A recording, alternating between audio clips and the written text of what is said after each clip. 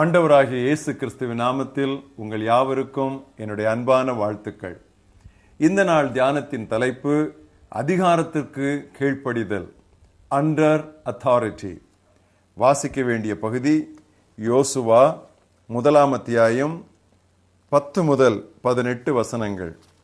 அப்பொழுது யோசுவா ஜனங்களின் அதிபதிகளை நோக்கி, நீங்கள் பாளையத்தை உருவ நடந்து போய் ஜனங்களை பார்த்து, உங்களுக்கு போஜன பதார்த்தங்களை ஆயத்தம் பண்ணுங்கள். உங்கள் தேவனாகிய கர்த்தர் உங்களுக்கு சுதந்தரிக்க கொடுக்கும் தேசத்தை நீங்கள் சுதந்தரித்துக் கொள்ளும்படிக்கு இன்னும் 3 நாளைக்குள்ளே இந்த யோர்தானை கடந்து போவீர்கள் என்று சொன்னான்.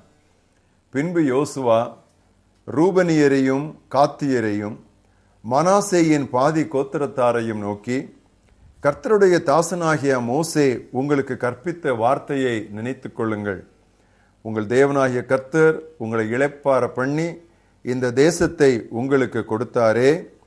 உங்கள் பெண் சாதிகளும் பிள்ளைகளும் மிருக ஜீவன்களும் மோசே உங்களுக்கு யோர்தானுக்கு இப்புறத்திலே கொடுத்த தேசத்தில் இருக்கட்டும்.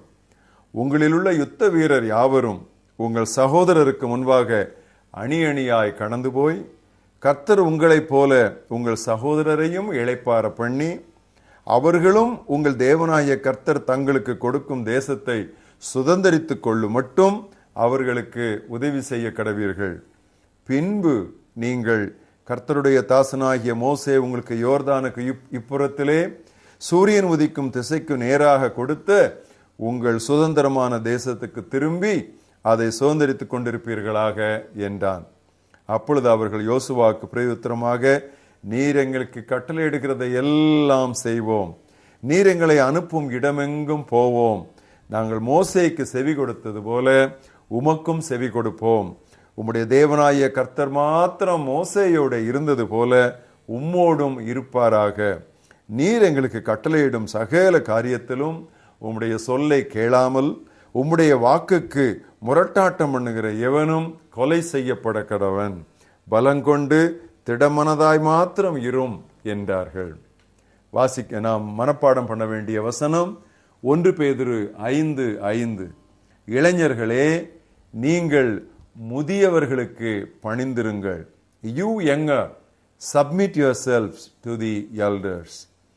நமது ஆன்மீக தலைவர்களுக்கு கீழ்ப்படிதல் கடவுளுக்கு கீழ்ப்படிதலாம்.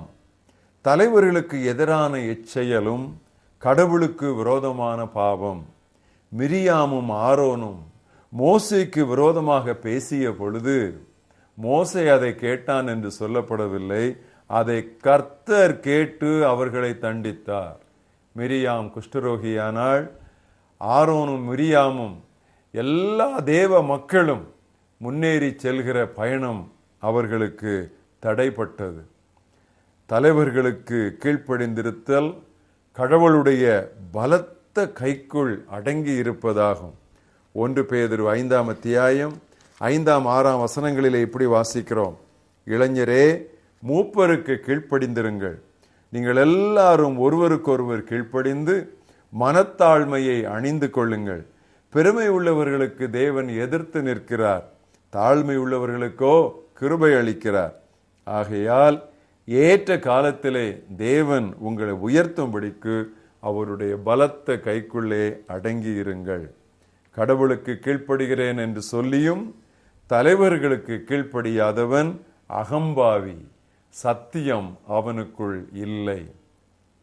சபை தலைவர்கள் இறைவனால் நியமிக்கப்படுபவர்கள்.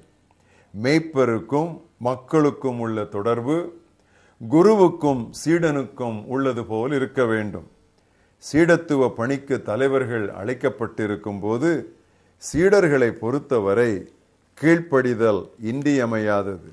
எனவேதான் எபிரேயர் 13:17 வாசிக்கிறோம், உங்களை நடத்துகிறவர்கள் உங்கள் ஆத்துமாக்களுக்காக உத்தரவாதம் பண்ணுகிறவர்களாய் விழித்திருக்கிறவர்களானபடியால் அவர்கள் துக்கத்தோட அல்ல சந்தோஷத்தோட அதை செய்யும்படி அவர்களுக்கு கீழ்ப்படிந்து அடங்குங்கள். அவர்கள் துக்கத்தோட அப்படி செய்தால் அது உங்களுக்கு பிரயோஜனமாயிருக்க மாட்டாதே. திறமையும் கவர்ச்சியுமானதொரு தலைவனுக்கு கீழ்ப்படிவது எளிது. இது உலக வழக்கம். ஆன்மீக தலைமையத்துவத்தில் அந்நபரின் திறமை அல்ல, கடவுளால் அவனுக்குண்டான தகுதியே காரியம். அப்படியே பகட்டு அல்ல, பண்புதான் காரியம். எனவேதான் ஆதி அப்போஸ்தலர்கள் சொன்னார்கள், எங்கள் தகுதி தேவனால் உண்டாயிருக்கிறது, அவர்கள் கடவுளால் அபிஷேகிக்கப்பட்டவர்கள் என்ற ஒரே காரணத்திற்காகவே நாம் தலைவர்களுக்கு கீழ்ப்படுகிறோம். நாம் அன்பாய் அவர்களை நினைத்து, உத்தமமாய் அவர்களை பின்பற்றி, மனப்பூர்வமாய் அவர்களுக்கு கீழ்ப்படிந்து, கருத்தாய் அவர்களுக்காய் வேண்டி, சொல்லாலும் செயலாலும் அவர்களை உற்சாகப்படுத்தினால் அவர்கள் தங்கள் கடமையை நிறைவேற்ற அவர்களுக்கு உதவுகிறவர்களாவோம்.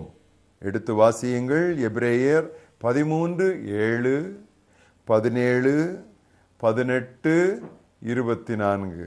இந்த 4 வசனங்களும் நான் சொன்ன இந்த குறிப்பை திரும்ப திரும்ப வலியுறுத்துகின்றன.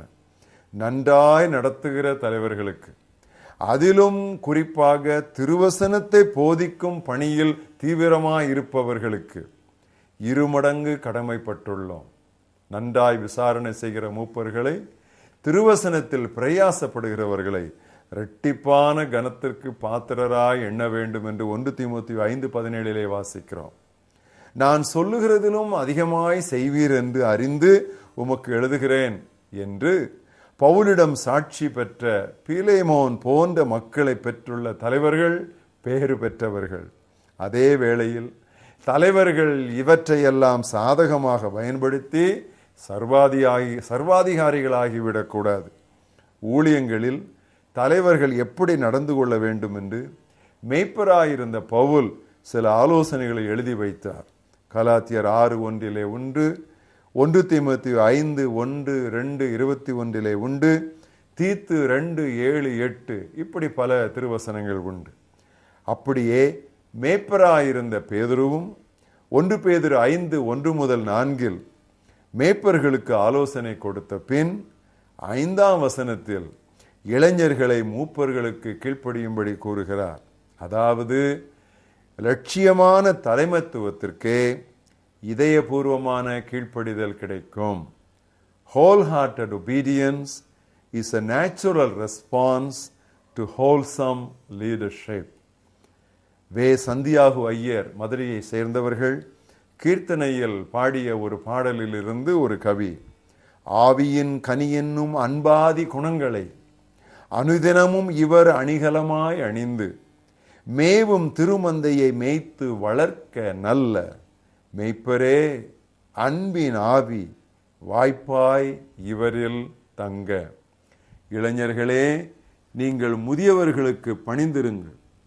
ஏற்ற காலத்திலே கர்த்தர் உங்களை உயர்த்தும்படிக்கு அவருடைய பலத்த கைக்குள்ளே அடங்கி இருங்கள். மகாபெரிய தேவனே, உம்முடைய குமாரனாய் இயேசு கிறிஸ்து உமக்கு சமமாய் இருந்தும் உம்மை பிதாவாக, உம்மை தனக்கு மேலுள்ள அதிகாரியாக ஏற்றுக்கொண்டு உம்முடைய அதிகாரத்திற்கு எவ்வளவு அழகாக மனப்பூர்வமாக பணிந்து எங்களுக்கு நல்லதொரு முன்மாதிரியை வைத்து விட்டு சென்றதற்காக நாங்கள் உமக்கு நன்றி சொல்லுகிறோம். உம்முடைய அதிகாரத்திற்கு அவர் கீழ்ப்பட்டு இருந்ததால் அல்லவோ அவருக்கு எதிராக பிசாசு ஒன்றும் பேச முடியவில்லை. எல்லா அதிகாரங்களும் அவருக்கு கீழ்ப்பட்டன. ஆண்டவரே, அந்த பாணியையே நாங்கள் எப்பொழுதும் பின்பற்ற உதவி செய்யும். இயக்கங்களிலோ, சபைகளிலோ, சங்கங்களிலோ, குழுக்களிலோ நீர் எங்களுக்கு மேல் வைத்திருக்கிற கர்த்தாவே உம்முடைய தலைவர்களுக்கு நாங்கள் செய்ய வேண்டிய எல்லா அன்பின் கடமையையும் நாங்கள் கொடுத்து அவர்களை பாராட்டி, அவர்களை உற்சாகப்படுத்தி, அவர்களை கனப்படுத்தி, அவர்களுக்கு கீழ்ப்படிந்து அடங்கியிருக்க எங்களுக்கு உதவிதாரும்.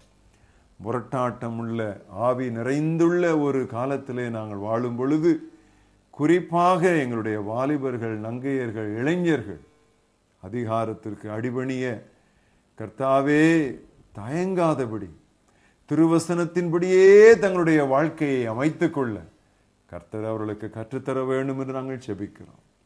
உமக்கு அடிபணிந்திருந்தால் ஏற்ற காலத்திலே நீரே உயர்த்துவீர் ஆண்டவர்.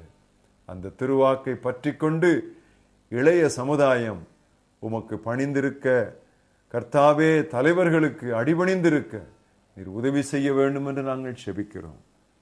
எங்களுக்கு முன்மாதிரியை வைத்து போன ஆண்டவராகிய இயேசு கிறிஸ்துவின் நாமத்தில் இந்த ஜெபத்தை ஏறெடுக்கிறோம் எங்கள் ஜீவனுள்ள பிதாவே, ஆமென்.